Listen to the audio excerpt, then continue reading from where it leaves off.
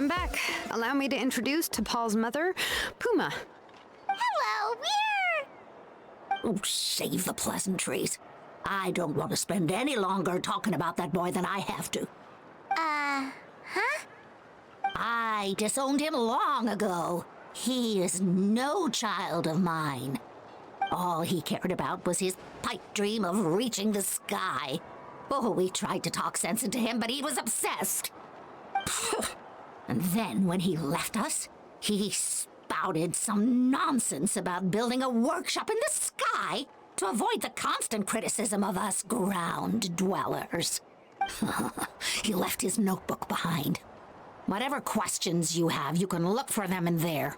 I am done talking about him. He's no son of mine.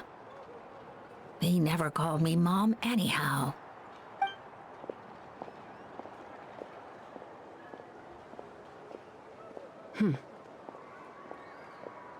Wow, they've really fallen out. I'm sure wasn't expecting that. Her husband, Tepal's father, he passed away recently, and Tepal didn't even bother to show his face at the funeral. If you ask me, that was probably the final straw for Puma. I'll go keep her company. If there's anything else you need, just come and find me. Thank you. Okay, so this notebook is the only lead we got now, right? What's in there?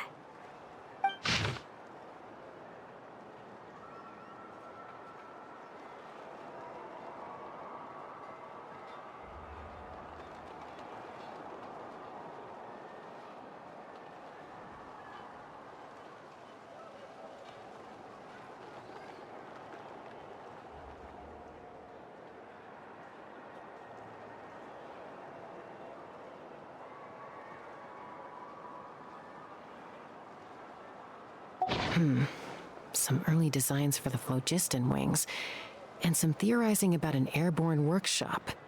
Ochkanatlan, the Cinder City. Looks like that's where he got his technological inspiration from. So, was he serious about the workshop in the sky? But that's such a big project for one person. Do we think he Oh, yes! The one from the trial arena that was super high up! That balloon has been there for a while, and everyone's been wondering how it got up there, but what if that's the wrong question? What if it started off even higher up, above the clouds and out of view, and it only descended to its current height due to some kind of malfunction? Part of Tepal's workshop? Seems likely. If Tepal's base had been hiding above the clouds this whole time, that would definitely explain why Isidore couldn't find it. I totally called it! But how do we get up there? Chaska, can you even fly that high? By myself? Possibly. But with a passenger, no chance. I doubt even phlogiston wings could take you up that high. At least, not without that relic Tepal mentioned in his notebook. Yeah, and he's probably holding on to it. We'll have to find another way. Nope. That's way beyond Paimon's altitude. Also, would you really expect Paimon to go up there and take on Tepal all by herself? Let's not worry. Just because we can't think of a solution doesn't mean no one else can. I'm not the only flying expert in my tribe, you know. Oh, good point. We should go ask Elder Opa. And Mutoda. He was quite the flying ace back in the day, too. Let's head back and see what they suggest.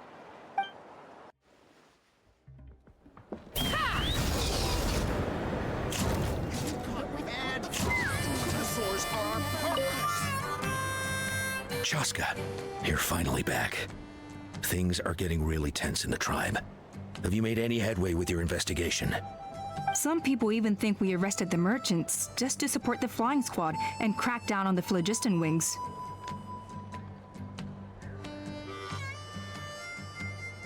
We found some promising leads, but there's a major obstacle standing between us and the irrefutable evidence we need. A relic from the Cinder City? So Ochkon's still managing to sow discord, even after all these years. An airborne workshop. and a hot air balloon above the trial arena. And that's where you're trying to get to now? Neither phlogiston wings nor a Kukusaur can take you that high up. Do you really think that's where Tepal is hiding? You know what? There might just be a way. Really? Do you still remember those spouts in the arena? When they were all blocked, the gaseous phlogiston was trapped and unable to flow. But now, it's flowing freely. If we were to block them up again... You mean all of them except the one at the very top of the arena? To build up the pressure there? Precisely. With all the gaseous phlogiston flowing through one spout, it would create a high-pressure wind current. And then we just ride it up into the sky! Yes, it has its risks, but with Chaska's abilities, I think she could manage it. It's an extremely risky approach, but I agree that it's feasible. If you want to give it a try, check with Inkanak at the trial grounds. She can explain how to block the spouts. Chaska, if anyone has a hope of seizing this evidence from the high heavens, it is you. Goodness me, that is a very bold idea. Maybe so, but we have to act fast. What's the quickest way for us to block off the spouts? From a technical perspective, I'd have to advise taking some measurements and carefully planning this out first. But I'm guessing that's not what you want to hear. Then we'll have to take the rough and ready approach. See the solid phlogiston over there? Our prior inspections revealed that some kind of stable structure has formed inside, making it highly damage resistant. It's not without its weak points, but unless they're all struck at the same time, the structural integrity won't be threatened. So, what happens if we do strike them all at once? It'll collapse. Okay, I see where you're going with this. Yeah, you got it. As long as you hit all the weak spots at once from the right angle, the solid phlogiston will fall right on top of the spout and block it up. You're right about rough and ready. Sounds like my kind of plan.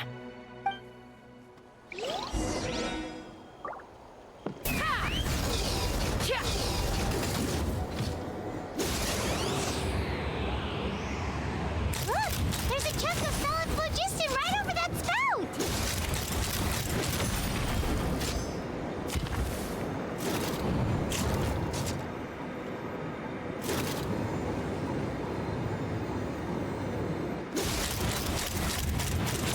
Open fire! Open fire!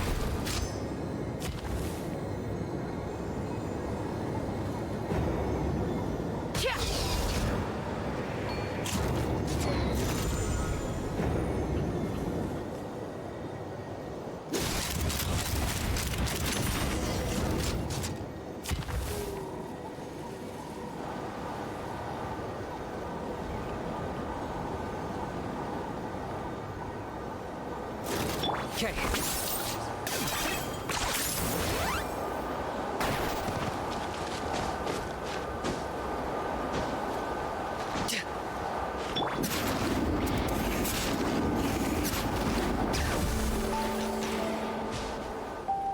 It actually worked!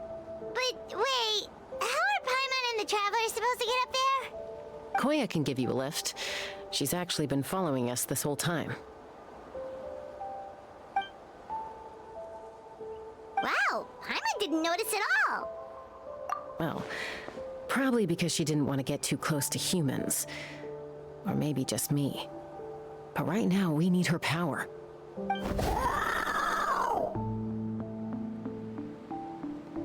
Whoa, you didn't even have to summon her! Yes, up there. That's probably where Chime is. All right, let's go have a little talk with this Tepal. Take me up!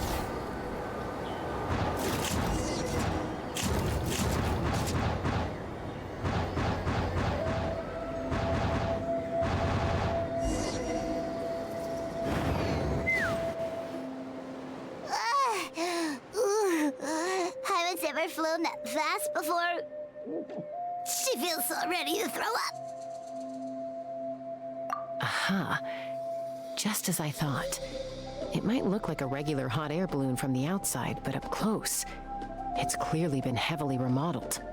And sure enough, it only descended below the cloud line because the custom-built machinery malfunctioned. I should be able to figure it out with Tepal's notebook. Thankfully, I know a little DIY from fixing up my guns when they're having issues. That should just about do it.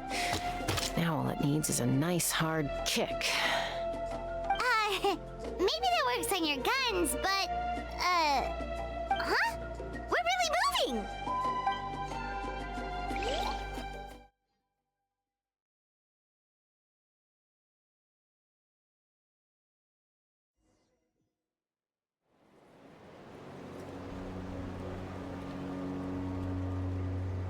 Here it is! The workshop in the sky! Oh, you gotta see it to believe it. Makes you wonder why Tepal even bothers with phlogiston wings when he has tech like this. Well, according to the notebook, the platform beneath us runs on components from the sim. Also, I have some doubts about its mobility after seeing how it moved just now.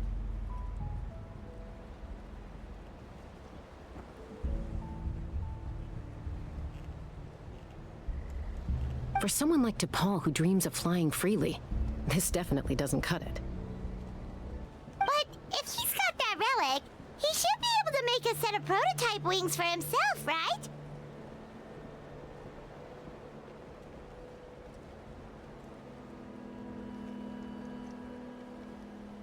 Why bother making a whole flying workshop so he can mass produce them?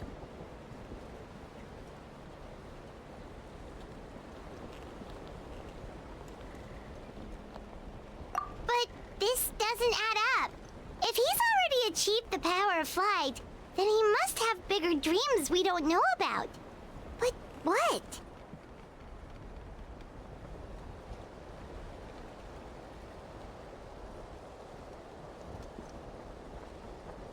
With any luck, we'll find the answers.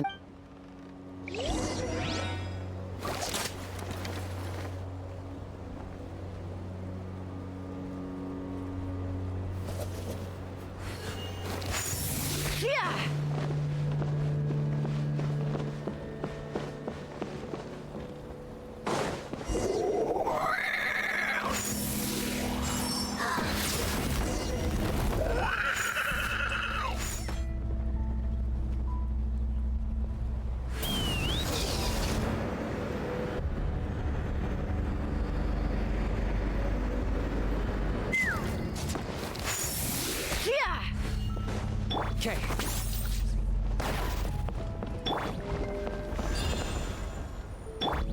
Let's fly.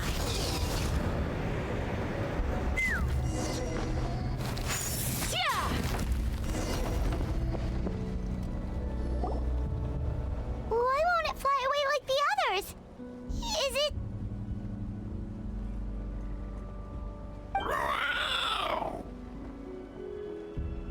She's still breathing, but barely. By the looks of it, Tepal was using these cages to extract phlogiston from the kukasaurs. Once a kukasaur is drained of phlogiston, it becomes too weak to move. We'll have to come back for these ones after dealing with Tepal.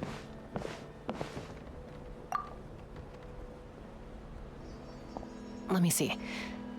Looks like a record of his phlogiston research. Log number 330. With the support of...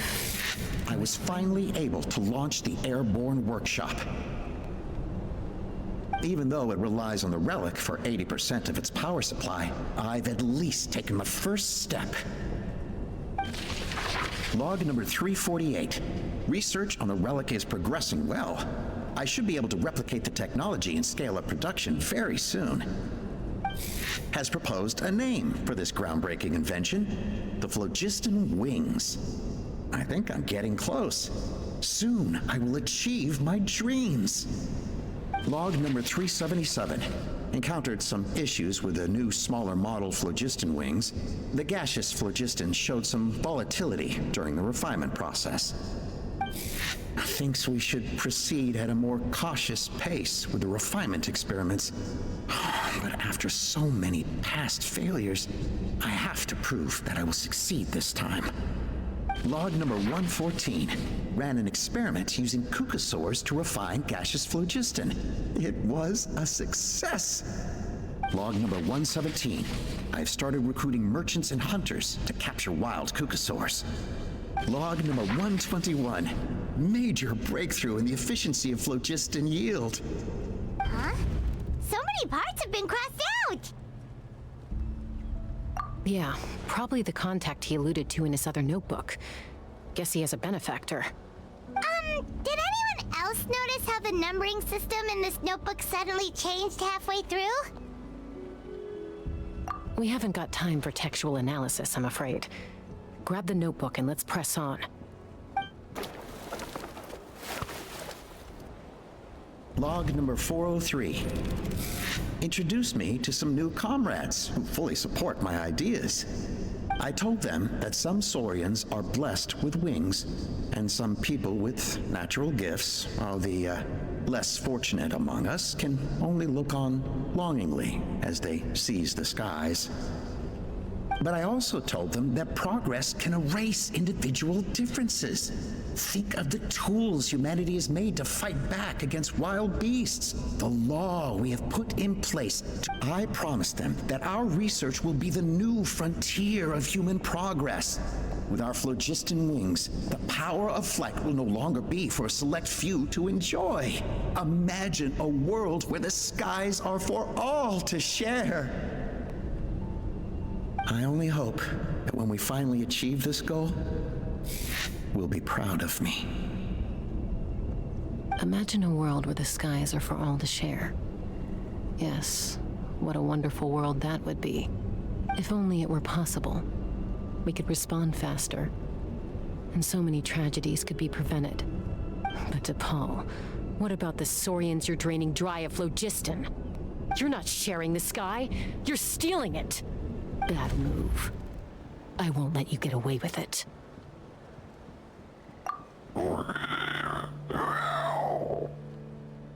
I'm fine.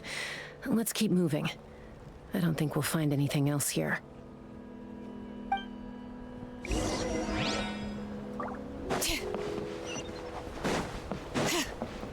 Okay.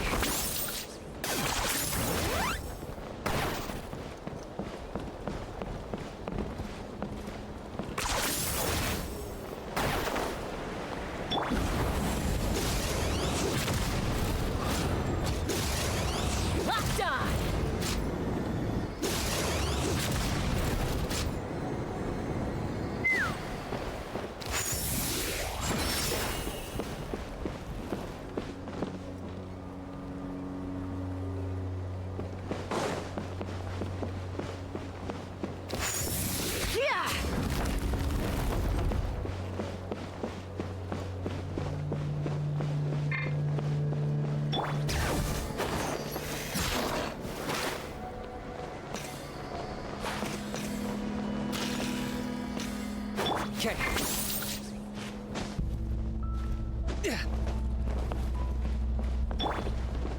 Let's fly! Balsa! We freed all the cucosaurs we could, right? Oh, that's a huge win already! Go us!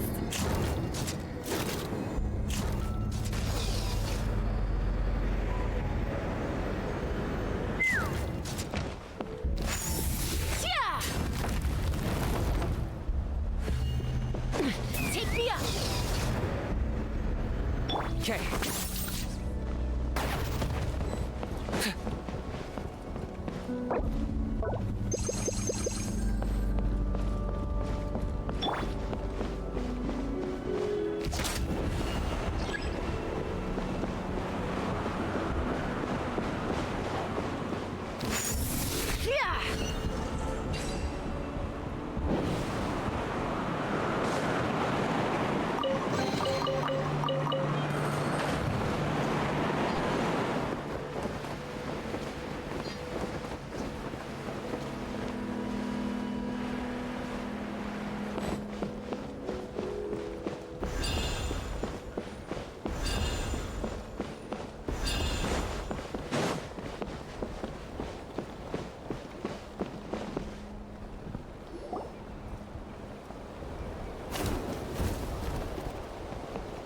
Looks like we've reached the center of the workshop. And still no sign of Koya's baby.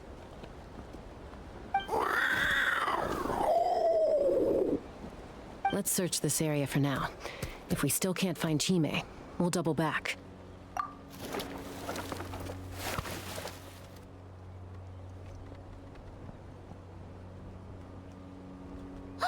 Chaska, Traveler, come quick! What is it? Did you find Chime? Not yet, but look! It's another one of Tepal's notebooks! All right.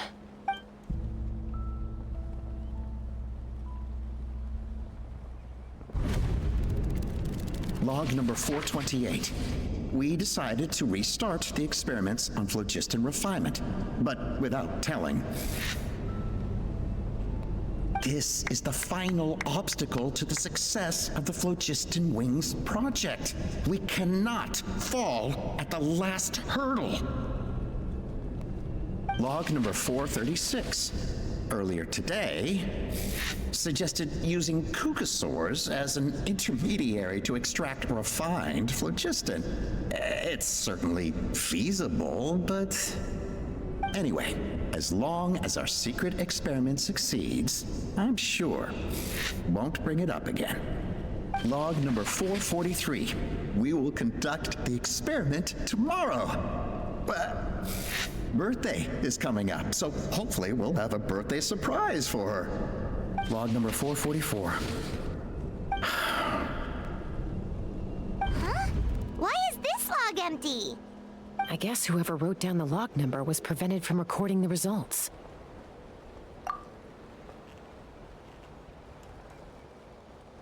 Log number 0.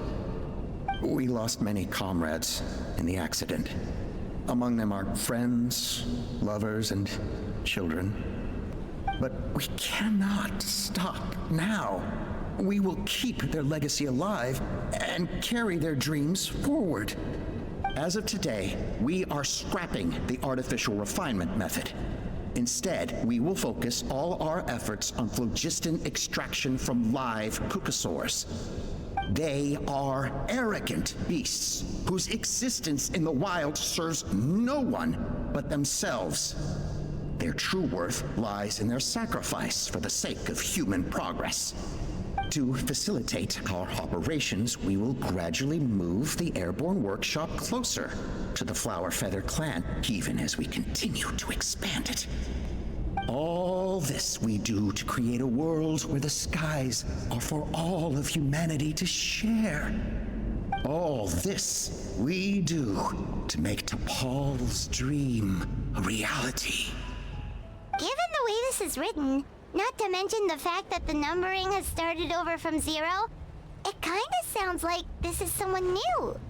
Does that mean that Tepal's already... There's also a letter tucked in the end of the notebook. It's from Puma.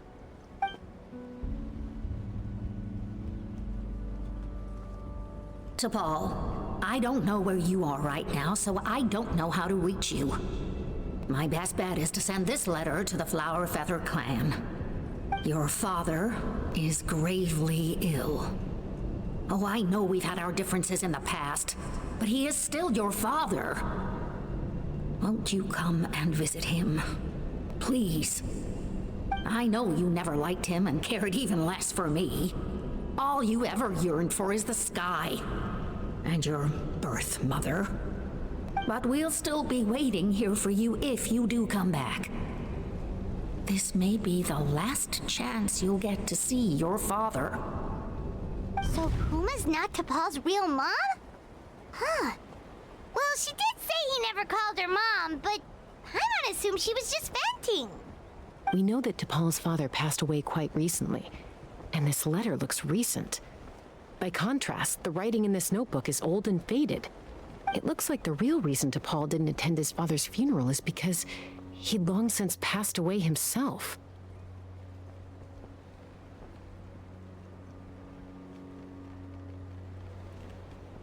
If we ask ourselves why this letter was sent to the Flower Feather clan, why Tepal always yearned for the sky, and how he got his hands on a relic from the Cinder City, It all points to one answer. That's right. Tepal was my child. He was born during my days as a wingless wanderer. His birth gave me new hope. I wanted to become the kind of mother who spent her days as a valiant rider, soaring the skies. Not an aimless, wingless nobody. But his father wanted to settle down, to give his child a safe, sheltered life in his tribe. We fought about it constantly, until the love we once had for each other was gone. He started a new family, with another traveler who was also looking to return home.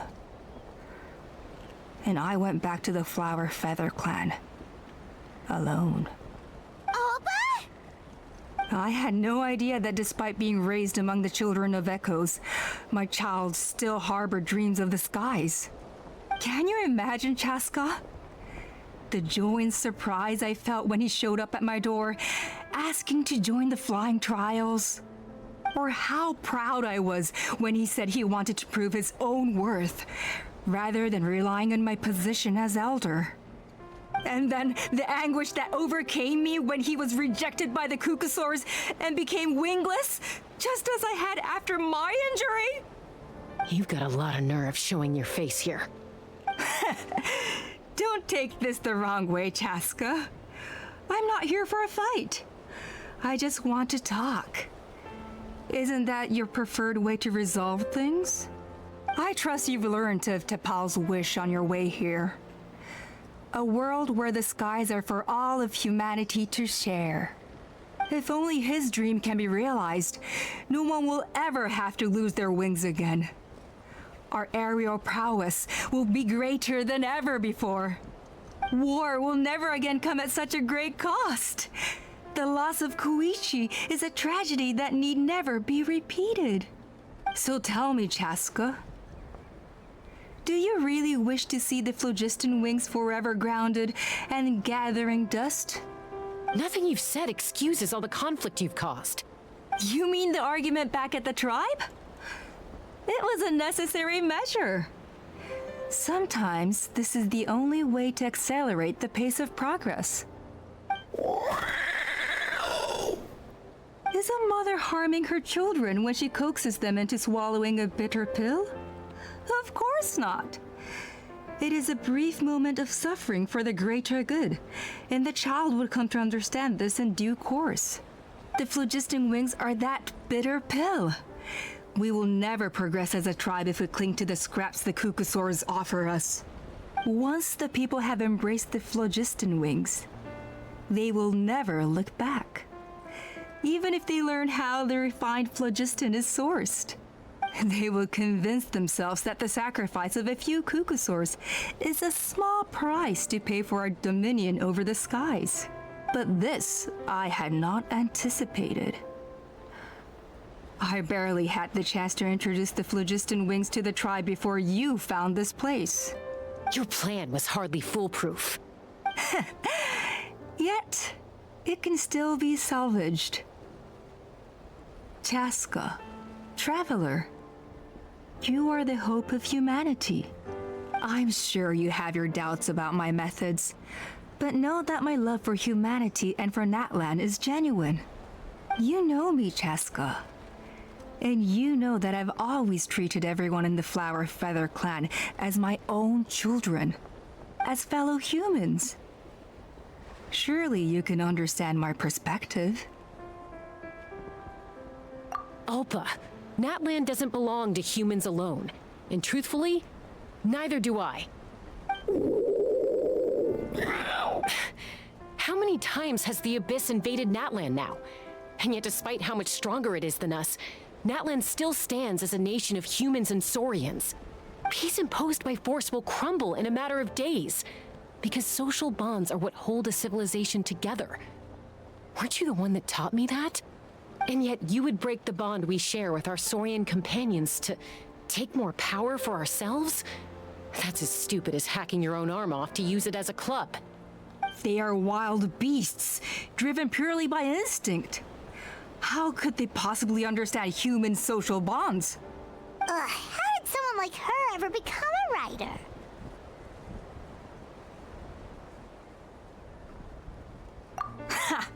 You overestimate them. They bow to the strong and shun the weak. That's all there is to it. They never gave Tepal a second glance when he was at his lowest, nor me when I returned injured from the Cinder City. It's all about survival of the fittest for them. Plain and simple. They obeyed me once I proved myself stronger than them, but the moment it serves them better, they'll abandon me in a heartbeat. You're wrong, Alpa. They only reject the wingless because they don't want to fly anyone to their death. Jaska, I will promise you this. Only the unruliest wild cuckosaurs will be used for phlogiston extraction. The ones who have nothing else to offer to humanity. Well, that's too bad, because I know a few unruly wild cuckosaurs who don't think that idea is gonna fly. Namely my mom, my sister, and me. And the others? To us, they're friends, family, even children. So if you want to put any of them in one of your cages, you're gonna have to go through us. Is that right? I knew you might be difficult to convince. Maybe this will change your mind.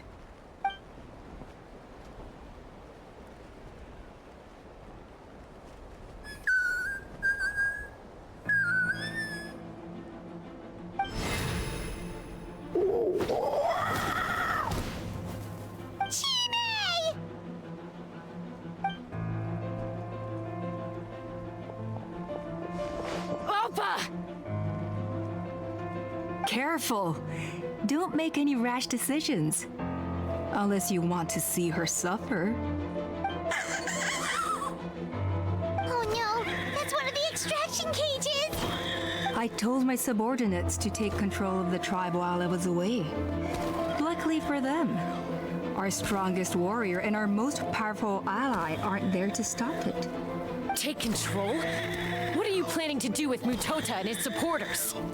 Merely accelerate their inevitable downfall. They cannot stand in the way of progress forever. It is not the move I wish to make, but I'm afraid you and your friends force my hand. And since you insist on opposing me too, I have no choice but to keep you here until the dust has settled. So that's what you meant by I just want to talk. You never intended to negotiate. You just wanted to stall us. No, Chaska. I genuinely hoped I could win you over. You are the strongest warriors we have.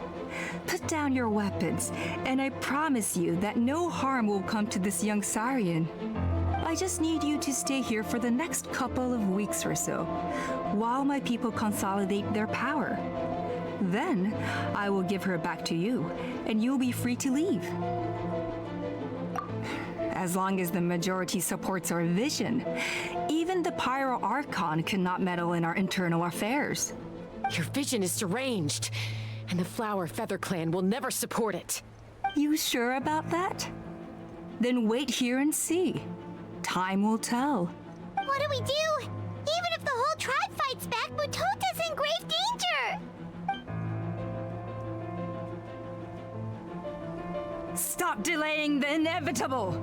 Drop your weapons and get into the cages, now! She's still holding Chime hostage. Is there really no other way?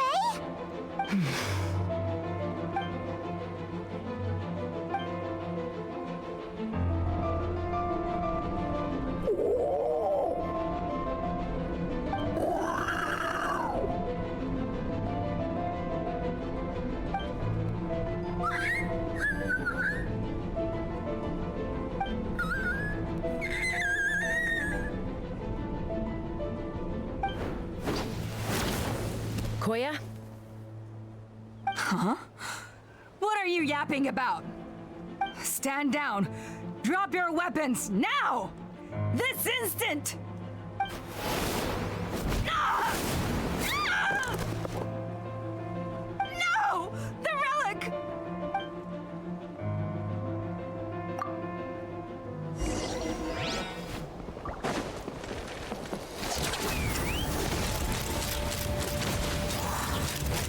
Open fire!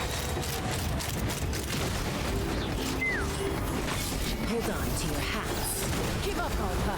We're negotiating my way now, and this ain't your strong suit. Just shut up! Anybody? Hey, something's up with this relic! Let's fly.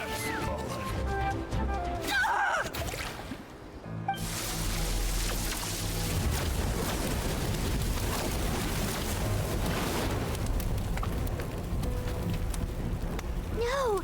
What is she doing? She'll bring us all down with her! But why? We stabilized the relic. Maybe it got damaged in the fight. If we don't think of something fast, this whole workshop is gonna fall apart. No. They're directly beneath us. My beloved tribe!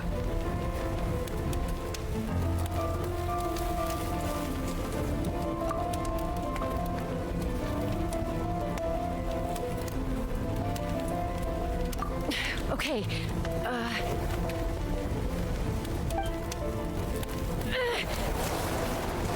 it's too powerful. This ain't a toy like last time. I don't think I can just throw it aside. But we need to get it far away before it explodes. Then the tribe will be safe, and so will this workshop. Koya, remember when we were kids? Come on, let's take this thing high up into the sky. Don't worry, I know I can get rid of it before it explodes.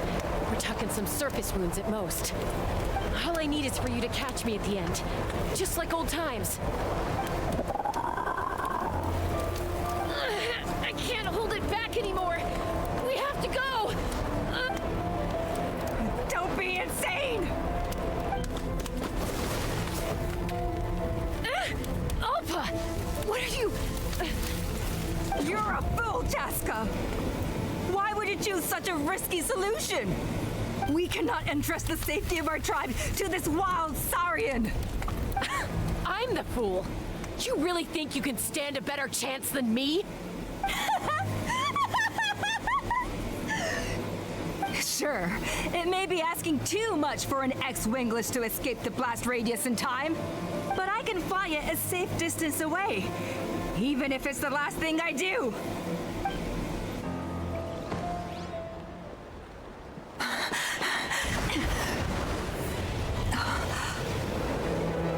Here, this should be high enough to save the clan. What? You don't get to die a hero today.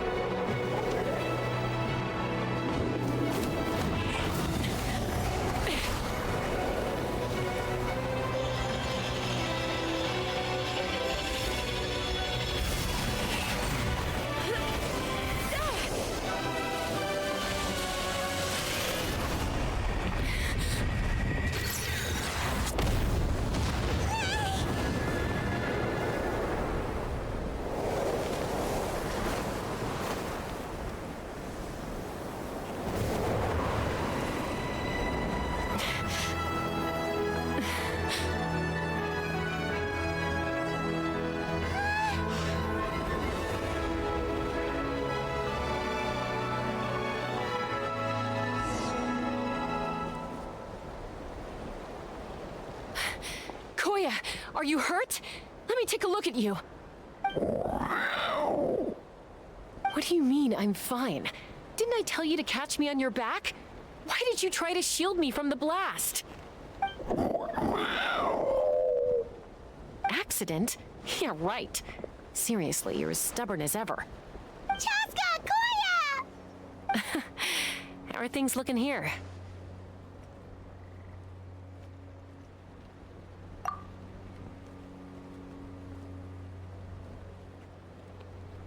I think that's putting it mildly. I owe you one. Again.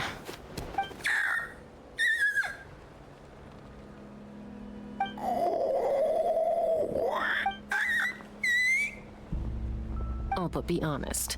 Do you still think Kukasaurs can't form bonds? Mom, I'll figure out the refinement problem. I'll find a way. You don't need to worry about it. I just need some more time. That's all I ask. Please just trust me. Just this once.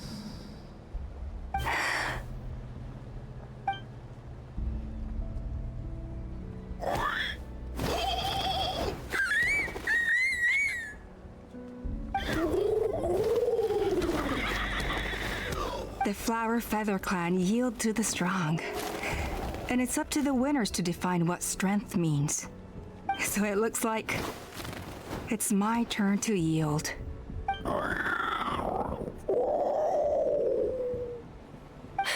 Koya! Koya!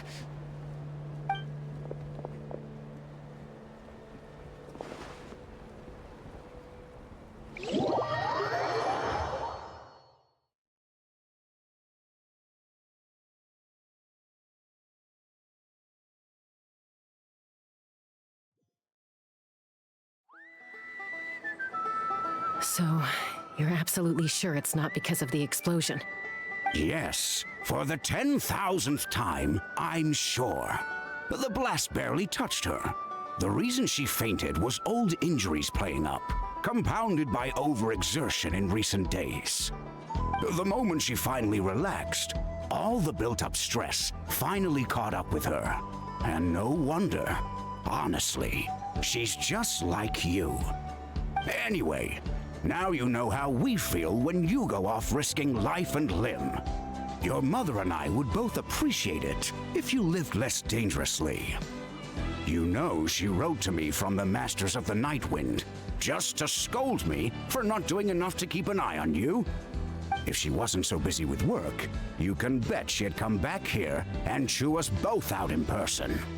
I'll find an opportunity to apologize to her. I promise. You'd better. No more avoiding us, okay? And don't get me started on all the checkups you've missed. Got it. Got it. Huh? Koya? You're awake. I'll go let everyone know. Hey, but we're not done talking. What are we gonna do with her, Even after everything that's happened, she still hasn't figured out how to start the conversation with you. She keeps saying, I don't think Koya has forgiven me yet. But if you ask me, she's the one who's scared to open up and have an honest conversation. For all her confidence, she's a very sensitive soul underneath. You'd think as a peacemaker, she of all people would know how to reconcile with her family after a falling out. She must have been a handful growing up. Thank you for being there for her. And of course, thank you for keeping her safe when you were up there in the sky. Koya, Uncle Cusco, we're here! Ha! I was just telling her that she's not to go chasing danger with Chaska ever again. Cusco, I understand how you must feel. But it's all thanks to Koya and Chaska's efforts that the airborne workshop didn't come crashing down on our heads. Oh, Paimon almost forgot to ask. They didn't hurt you while we were gone, did they? Thankfully, when her co-conspirators tried to arrest me, I was out coaching Koya and Junan. The two of them were a huge help. They took care of things while I went around rallying the resistance. So, in the end, Alpa's would-be revolt didn't really get off the ground. And as it turns out, not all of the wingless want to see our dear Saurian friends replaced with phlogiston-powered gizmos. I'm so sorry you got mixed up in this, by the way. We should have caught on to Alpa's scheme sooner. We could have saved so many Kukasaurs from getting hurt. Most of the airborne workshop has now been dismantled. We've just left one small, harmless part intact, and repurposed it as a jail for Alpa and her cronies. Let's see how they like being locked up in a sky prison!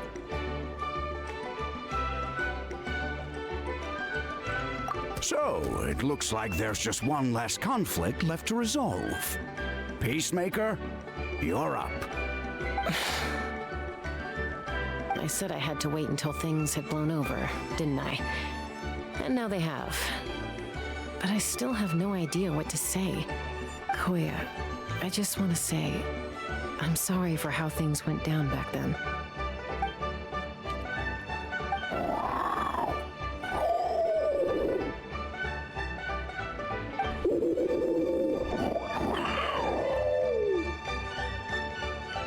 Huh? Does this mean you're not mad at me anymore? There's that family likeness coming through again. But that day, when we ran into each other.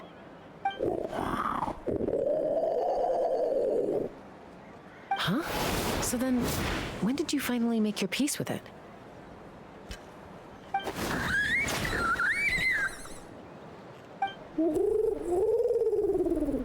Oh, it's Chima and Chimpu! They're here